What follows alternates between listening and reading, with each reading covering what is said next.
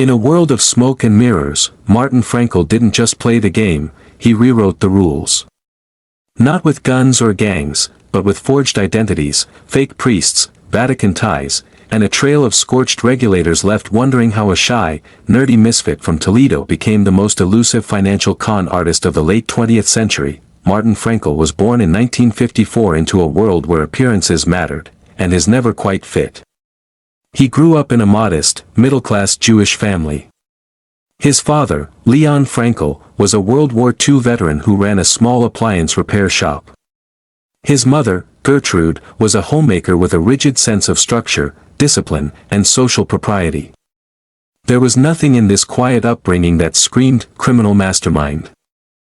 But then again, the most dangerous predators don't growl, they whisper. From early on, Martin Frankel was different. Painfully introverted. Socially awkward. Obsessed with patterns. While the other boys played football or smoked behind the bleachers, Martin buried himself in astronomy textbooks and Wall Street Journal clippings. By the age of 12, he could explain macroeconomic theory better than most undergrads. But human connection? That was alien terrain. Teachers described him as brilliant but emotionally unreachable. That wasn't just a red flag, it was the first crack in the mask. Martin found comfort not in people, but in numbers. His sanctuary became the market. While his friends struggled with algebra, Martin was reading technical charts and following commodity trends. His parents encouraged it. After all, finance was safe, reputable, predictable. They hoped their son would become an analyst, maybe even a banker. Instead, he became something darker, a magician who turned lies into leverage. Martin enrolled at the University of Toledo, but the academic world wasn't enough. He dropped out. Tried again at New York University. Dropped out again. Formal education didn't satisfy him, not because he couldn't handle it, but because he saw himself as above it. He didn't want to study the game. He wanted to bend it to his will. By his mid-20s, Martin Frankel was floating through life, no degree, no job, and no real-world success to his name. But one thing kept him afloat, a belief that he was destined for greatness. And so he created a philosophy of his own, a bizarre fusion of astrology, finance, and pseudoscience. He became convinced he could predict market trends using planetary movements. He called it astro-trading. And the terrifying thing? At first, it worked. Bob Gann, a fellow astrology enthusiast and would-be financier. The two became fast friends, and together they launched their first venture, Winthrop Capital. But Winthrop wasn't a firm. It was a fantasy. They had no licenses. No investors. No capital. Just lies, forged documents, and a fax machine. But Martin had a vision, to con the con men. And he was just getting started. In 1986, the SEC shut down Frankel's first firm for operating without proper registration. Most men would have crumbled. Martin. He evolved.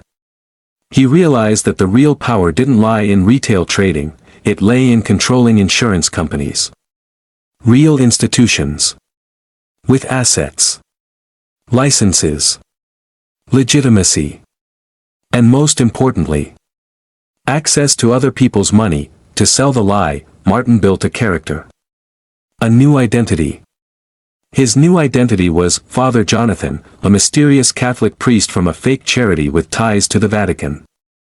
Through this alter ego, Frankel created the St. Francis of Assisi Foundation, a shell company masked as a philanthropic arm of the Catholic Church. And it worked. He used the Church's trust as a shield, and regulators looked the other way. Frankel used shell companies and offshore accounts to quietly buy small, struggling insurance firms across Mississippi, Arkansas, Oklahoma, Tennessee. He promised to invest their assets safely. Instead, he siphoned off billions into secret accounts, all while using mysticism, forged documents, and fabricated board members to keep suspicion at bay. But the scam wasn't just about greed, it was about control, power, and the fantasy of untouchability. By 1999, regulators were closing in. Martin Frankel fled the U.S., abandoning everything. His Connecticut mansion. His luxury cars. His mistresses. Even his astrological charts. What they found inside his home was a financial crime scene, and the beginning of one of the largest manhunts in financial history. Before we dive into the story proper, I want to use the medium to say thank you to my subscribers and returning subscribers for your support towards the growth of this channel. And if you are a new person, please subscribe. Drop a comment, like and share to encourage this channel, as I bring in new financial crime documentary every week to your doorsteps. He doesn't look like a criminal. He looks like your average awkward genius, nervous, reclusive, socially uncomfortable. But behind the computer screen, Martin Frankel was engineering one of the most outrageous financial frauds in American history. Martin Frankel was a former altar boy. A chess nerd. The kind of guy who lived with his parents into adulthood. But he had two dangerous qualities: he was incredibly smart and he had zero moral compass. Starting out as a stock trader in the 1980s, Frankel opened a brokerage firm under a fake name, James Spencer. It didn't take long before the SEC caught him for trading violations. So what did he do? He disappeared. He reinvented himself. New aliases. New passports. And an even bigger plan. In the mid-1990s, Frankel realized the insurance industry was ripe for plundering.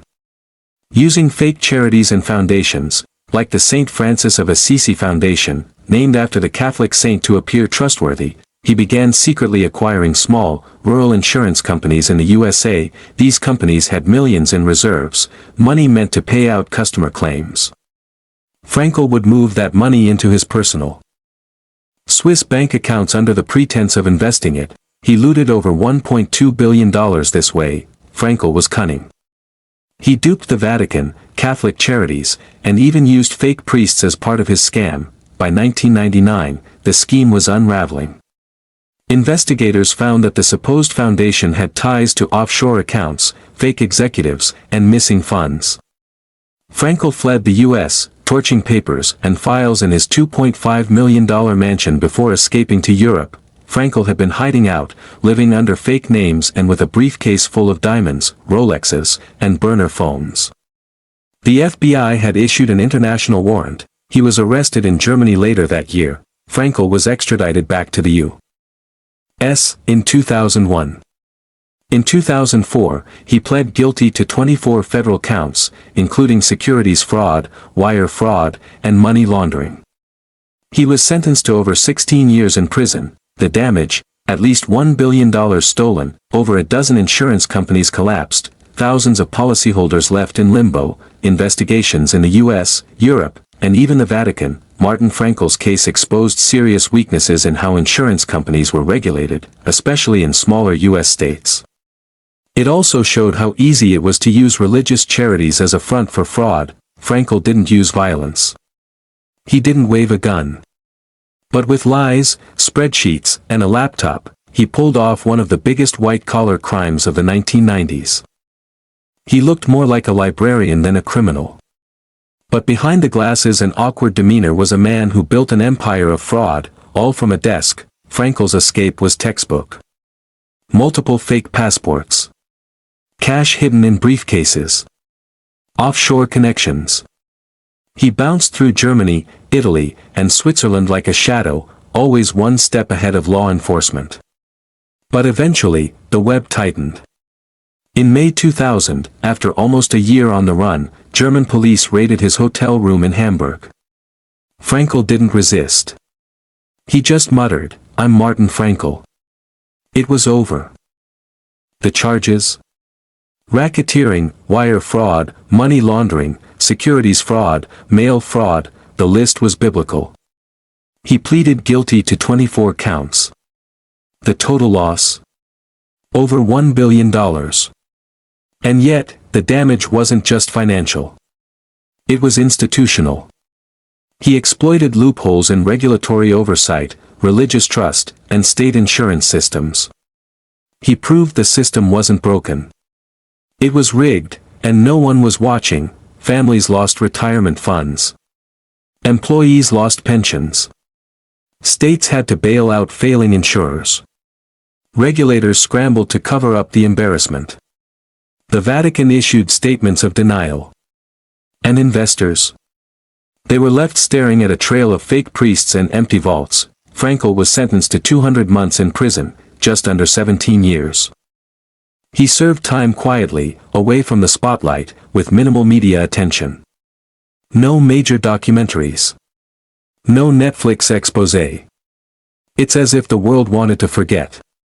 But forgetting is exactly what con men count on. Martin Frankel wasn't insane. He wasn't deranged. He was calculated. Strategic. A master manipulator with zero regard for consequences. He didn't steal because he needed money, he stole because he needed control. His real addiction wasn't wealth. It was domination. Power through illusion. Frankel was the blueprint. Before Theranos, before FTX, before OneCoin, there was him. He laid the foundation for modern white-collar fraud by weaponizing trust, cloaking scams in virtue, and hiding behind the very institutions meant to protect us. He wasn't a financial genius. He was a manipulative savant. This wasn't just a failure of law enforcement. It was a failure of imagination. No one thought to ask, what if the man in the robe isn't a priest? What if the trust fund isn't real? What if the numbers don't lie, but the man behind them does? Martin Frankel exposed a truth we still refuse to face. Our financial system is only as strong as the lies we're willing to believe. Martin Frankel eventually walked out of prison. Quietly. Without fanfare. A man who once controlled hundreds of millions, now forgotten by history. But his story lives in every broken trust fund. Every rigged ledger. Every smiling scammer promising salvation. He didn't just con the world. He showed it how easy it is to be conned. This was the story of Martin Frankel. Priest, prophet, predator. And if you think it couldn't happen again, you haven't been paying attention. If Martin Frankel fooled the system with fake priests and billion-dollar shell games. Wait till you meet the hedge fund king who traded secrets like currency, and don't forget to subscribe to the Ledger, where the truth always costs more than you think.